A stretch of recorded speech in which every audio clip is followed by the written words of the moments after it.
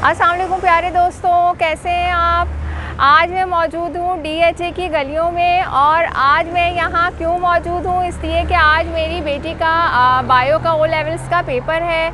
मैं यहाँ सुबह तकरीबन 8 बजे से बैठी हुई हूँ, बोर हो रही थी, तो सोचा कि क्यों ना आज आपके साथ कुछ इम्पॉर्टेंट इन्फॉर्मेशन शेयर करूँ। तो प्यारे दोस्तों, मैं आपको एक बहुत अहम बात बताना चाहती हूँ, वो ये कि मैं हमेशा अपने प्रेग्नेंट पेशेंट्स को ये एडवाइस करती हूँ कि अपना अल्ट्रासाउंड जो है वो हमेशा एक मुस्तनद और एक अच्छी जगह से करवाइए। क्योंकि देखें, आपकी जो ट्रीटमेंट है इसका पूरे का पूरा दारोमदार जो है वो होता है आपकी अल्ट्रासाउंड की रिपोर्ट के ऊपर। अगर जो है वो आपकी रिपोर्ट ठीक नहीं होगी तो आपकी ट्रीटमेंट भी आपकी गायनी की डॉक्टर ठीक तरीके से नहीं कर सकेंगी। अच्छा, अब होता क्या है कि आप अपने घर के पास से कम वक्त में कम पैसों में गैर मेयारी अल्ट्रासाउंड करवा लेते हैं, और जब वो रिपोर्ट लेके आप अपने डॉक्टर के पास जाते हैं तो क्या होता है कि वो आपसे ये कह देते हैं कि जी ये तो रिपोर्ट ही ठीक नहीं है और आप दोबारा किसी अच्छी जगह से अल्ट्रासाउंड करवाएं। तो आपका ये वक्त, ये पैसा और ये सारा जो आप इसके ऊपर एनर्जी वेस्ट करते हैं, ये सब ज़ाया हो जाता है और आपको वही अल्ट्रासाउंड दोबारा करवाना पड़ता है। तो एक अच्छी और मेयारी जगह से अल्ट्रासाउंड करवाने के क्या फ़ायदे हैं, ये आज मैं आपको बताऊंगी। ये देखें, ये दो डिफरेंट अल्ट्रासाउंड की रिपोर्ट्स हैं। ये एक गैर मेयारी रिपोर्ट है और ये एक बहुत ही मेयारी और अच्छी जगह की रिपोर्ट है। इन दोनों में क्या फ़र्क है, आइए ये जानते हैं। सबसे पहले ये नोट करें कि रिपोर्ट में पेशेंट की LMP यानी लास्ट मेंस्ट्रुअल पीरियड की डेट ही मेंशन नहीं है, लिहाजा हमें ये पता नहीं चल सकता कि पेशेंट बाय डेट कितने वीक्स है। दूसरा, प्रेजेंटेशन में अमूमन लिखा होता है लॉन्गिट्यूडनल यानी बच्चा लंबाई के रुख में है, लेकिन ये मेंशन नहीं होता कि बच्चा सिफेलिक है या ब्रीच, जो कि मेंशन करना बहुत ज़रूरी है। सिर्फ ये लिख देना कि बच्चा लंबाई के रुख में मौजूद है, ये काफ़ी नहीं होता। थर्ड नंबर पे आ जाए प्लासेंटा। प्लासेंटा पे मेंशन है कि प्लासेंटा इज़ पोस्टीरियर।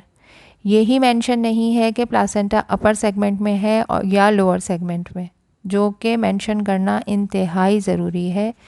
लिहाजा ये रिपोर्ट बहुत ही नामुकम्मल है। आगे देखें, लाइकर में लिखा है लाइकर इज़ एडिक्वेट। यही मेंशन नहीं है कि अमाउंट ऑफ लाइकर कितना है। एडिक्वेट लाइकर तो 8 से 18 सेंटीमीटर तक कुछ भी हो सकता है, लिहाजा इसकी एग्जैक्ट मिकदार मेंशन करना बहुत ज़रूरी होता है। मज़ीद आगे चलें तो आपको बच्चे की पैमाइश यानी BPD, HC, AC और FL की मेजरमेंट्स नज़र आ रही हैं, लेकिन ये मेंशन नहीं है कि BPD से कितने वीक्स हैं और FL से कितने वीक्स हैं और AC से कितने वीक्स हैं, जो कि मेंशन करना बहुत ज़रूरी होता है। क्योंकि समटाइम्स बेबी कमज़ोर होता है और इसके वीक्स में फ़र्क आ रहा होता है। BPD से कुछ वीक्स आ रहे होते हैं, FL और AC से कुछ वीक्स आ रहे होते हैं। इसी तरह वो पेशेंट जिनको डायबिटीज़ होती है उनके भी फीटल पैरामीटर्स में फ़र्क होता है। तो प्यारे दोस्तों, ये देखिए दूसरी मुकम्मल अल्ट्रासाउंड की रिपोर्ट, जिसमें आपको LMP लिखी नज़र आ रही है, साथ में बच्चे का प्रेजेंटेशन यानी सिफेलिक है और प्लासेंटा पोस्टीरियर अपर सेगमेंट में है। दोनों चीज़ें मेंशन नज़र आ रही हैं।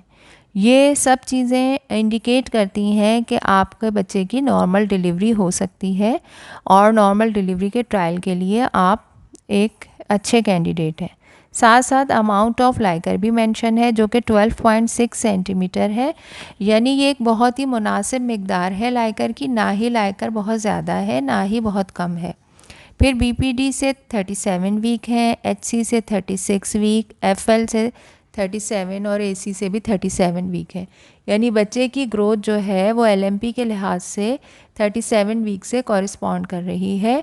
यानी ये अल्ट्रासाउंड की रिपोर्ट एक नॉर्मल और परफेक्ट रिपोर्ट है और ये पेशेंट नॉर्मल डिलीवरी के लिए एक अच्छा कैंडिडेट है। उम्मीद है आपको मेरी एडवाइस समझ में आई होगी। अपना बहुत ख्याल रखिएगा। अल्लाह हाफ़िज़।